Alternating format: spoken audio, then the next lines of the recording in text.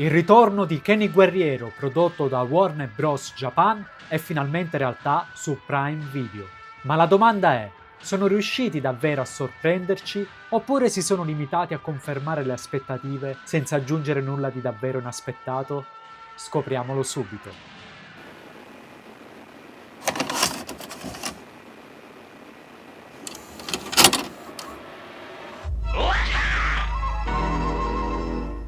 Benvenuti su Okutokai. Ragazzi, ci siamo, sono finalmente usciti i primi 2 episodi del nuovo anime di Ken il Guerriero. Grazie a un fuso orario favorevole sono arrivati alle 18 del 10 aprile in Italia su Prime Video con l'abbonamento base e, nonostante una voglia pazzesca di vederli subito, ho aspettato un paio d'ore per guardarli in diretta con alcuni amici.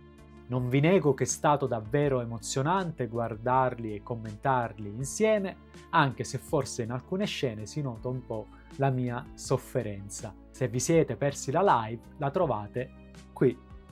Insomma, che effetto mi hanno fatto questi primi 2 episodi? Mi hanno davvero colpito oppure si sono limitati a fare esattamente quello che ci si aspettava?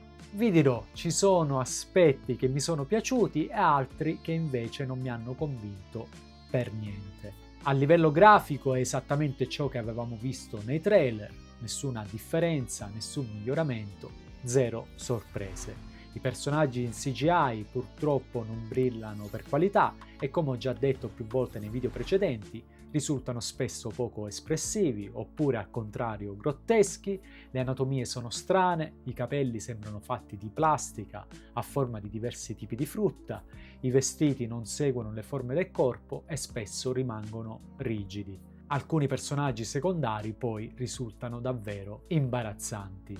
A questi si aggiungono animazioni in 2D, sì, statiche ma almeno ben realizzate, che in certi momenti migliorano la resa generale. Il problema è che compaiono in modo piuttosto casuale, senza seguire alcun pattern preciso. Funzionano, ma sono usate in maniera poco coerente.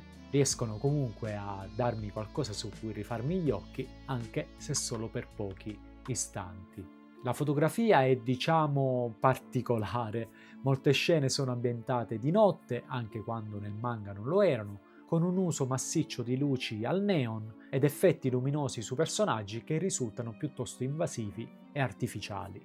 I fondali a volte sono ben realizzati, con addirittura alcune belle inquadrature aeree dei palazzi. In altri casi però appaiono finti, soprattutto quando si notano texture sovrapposte e personaggi che non interagiscono davvero con l'ambiente. 2 esempi su tutti: le motociclette che sembrano fluttuare senza lasciare traccia sul terreno, oppure Ken che sembra scivolare invece di camminare.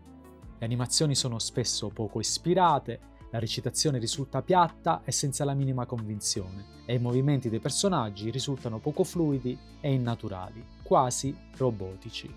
E se dovessi riassumere tutto con un solo aggettivo, direi che quello sarebbe legnoso.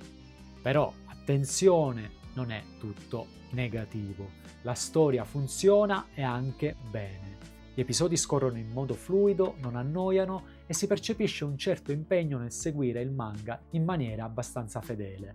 E meno male che è così, perché alla fine è proprio questo il punto di forza di questa serie ed è ciò su cui speravo puntassero. Ho apprezzato l'aggiunta di alcune scene inedite, come quelle in cui la banda di Zid cerca un villaggio da attaccare o quando viene mostrato il tentativo del villaggio di difendersi. Aggiungono sicuramente più atmosfera e rendono il mondo post-apocalittico di Hokuto no Ken più credibile. Così come le scene splatter, parte fondamentale dell'opera e sempre apprezzatissime dai fan, che sono ben fatte, esplicite, spesso realizzate in animazione 2D e soprattutto prive di censura, almeno su Prime Video, mentre nella messa in onda televisiva giapponese risultano invece censurate. Una doppia versione che, a mio parere, dovrebbe essere disponibile anche su Prime, in modo da permettere allo spettatore di scegliere se evitare la visione di contenuti con violenza esplicita, soprattutto nel caso di un pubblico più giovane. Io infatti ho provato a vederle con mio figlio e ogni volta che c'erano questo tipo di scene mi guardava un po' scioccato. Interessante anche l'introduzione del secondo episodio, che riprende elementi della seconda parte del manga quasi come fossero delle retcon alla storia.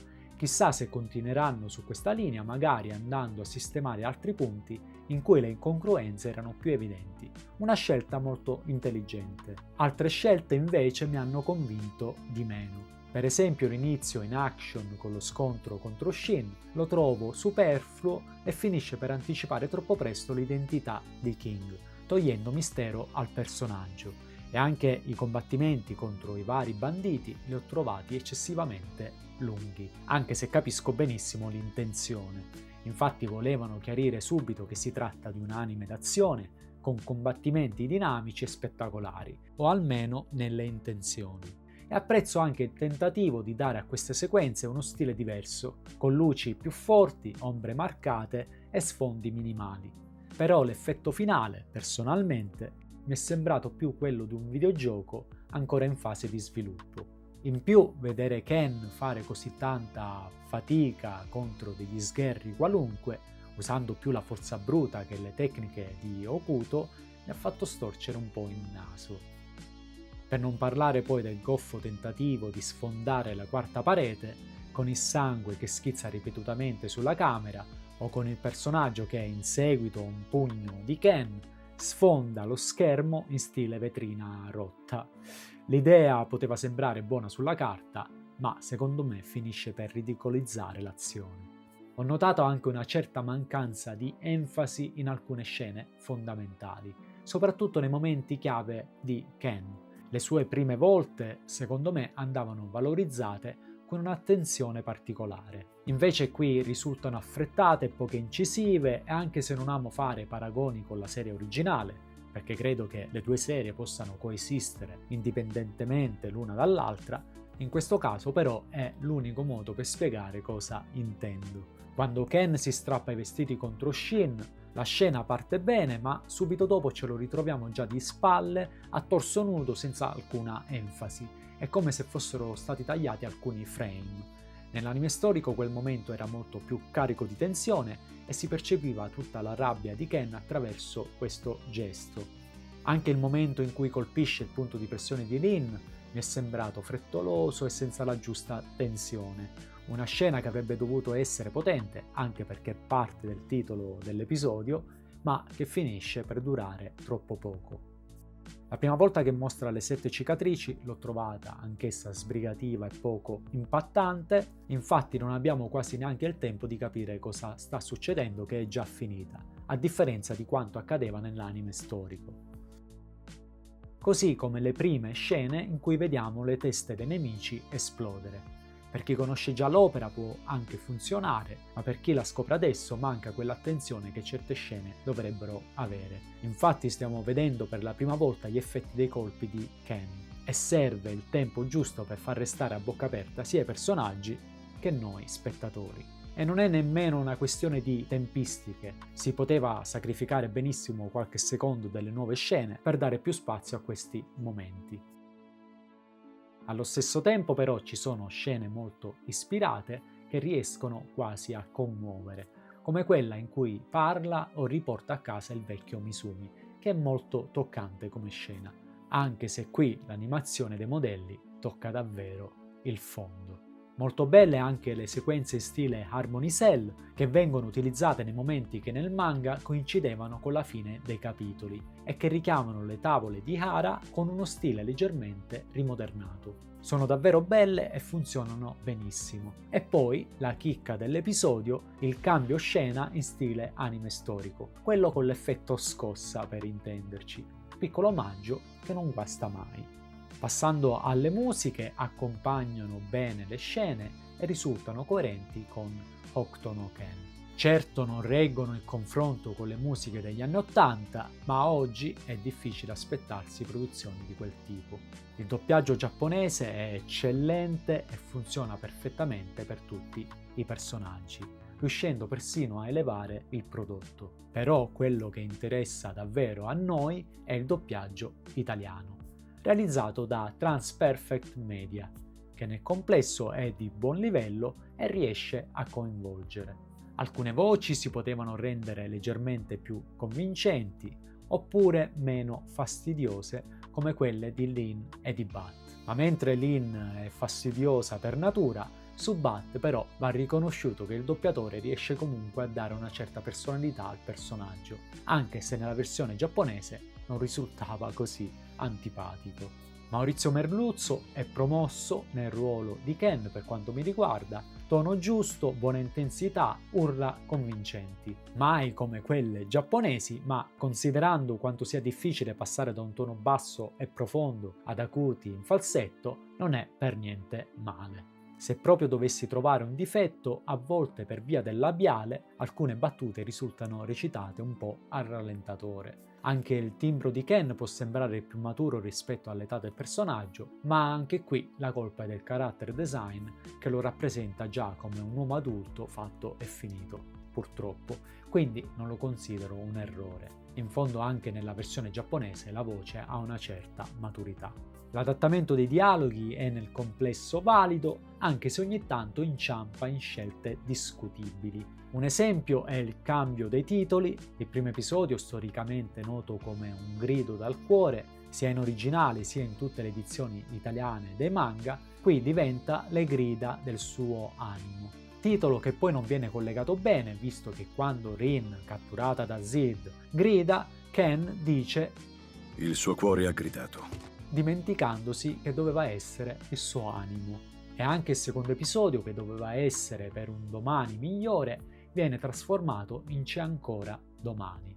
In questo caso il problema è ancora più complesso, anche perché Misumi continua a ripetere quella frase quasi ossessivamente, sembra quasi un pazzo. E anche se la differenza può sembrare minima, in realtà non è da poco. C'è ancora domani ha un tono più consolatorio, quasi di semplice resistenza, mentre per un domani migliore esprime un ideale, una volontà di lotta e di costruzione del futuro, che è parte fondamentale del personaggio di Misumi. Un'altra cosa è la decisione di non usare la corretta e iconica frase storica dell'intro italiana.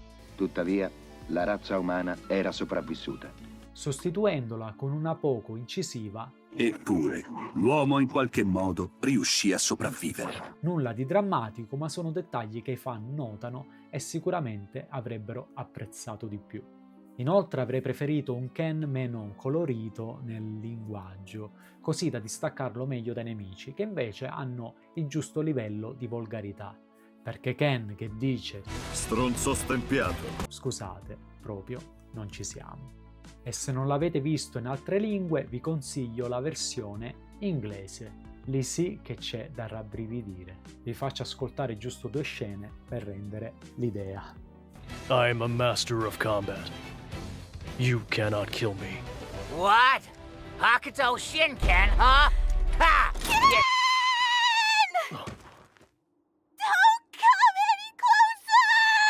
E tutto si chiude con un inaspettato remake di Aio Torimodose, You Wa Shock, eseguito da Toshi degli X Japan, leggendaria rock band giapponese. Una bella strizzata d'occhio ai fan storici con una delle poche costanti di Hokuto no Ken. Il remake è buono, ma l'originale del Crystal King resta imbattibile e mi sembra anche giusto. Le immagini della sigla finale, così come quelle degli episodi, sono però altalenanti e mostrano sia belle sequenze sia altre più discutibili. Bella la carrellata di personaggi che vedremo in futuro, con uno stile che ricorda il lavoro del tanto amato animatore storico Junichi Hayama, anche se nei credit non viene riportato come animatore della sigla finale.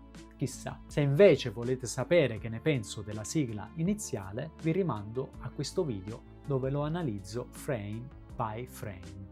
Quindi, in definitiva, che voto do a questo nuovo anime? Per me, personalmente, raggiunge la sufficienza e la raggiunge grazie alla solidità della storia. È fedele al manga, scorre bene e riesce a intrattenere.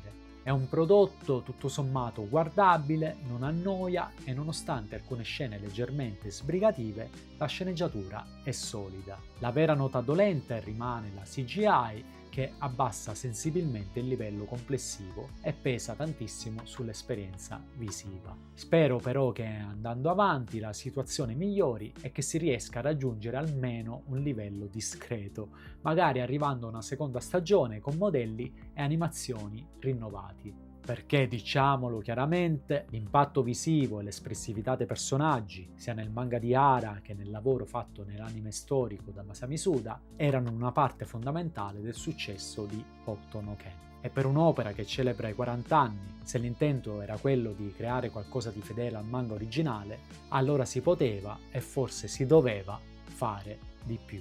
E se pensate che questo nuovo anime renda pienamente giustizia a quell'eredità dal punto di vista visivo, probabilmente state chiudendo un occhio solo perché è Kenshiro. Se il video vi è piaciuto lasciate un like, un hype, iscrivetevi al canale e attivate la campanella per non perdere i prossimi contenuti. Inoltre, se volete supportare il canale, considerate di abbonarvi. Ringrazio di cuore chi l'ha già fatto. Fatemi sapere nei commenti cosa ne pensate di questi 2 episodi, sono davvero curioso di conoscere la vostra opinione. Noi ci vediamo al prossimo video e ogni venerdì in live per guardare insieme i nuovi episodi. E se volete vedere altri miei video vi consiglio di dare un'occhiata a questi 2 qui accanto. Io sono Pietro e ricordatevi, tu sei già iscritto, solo che ancora non lo sai. Alla prossima!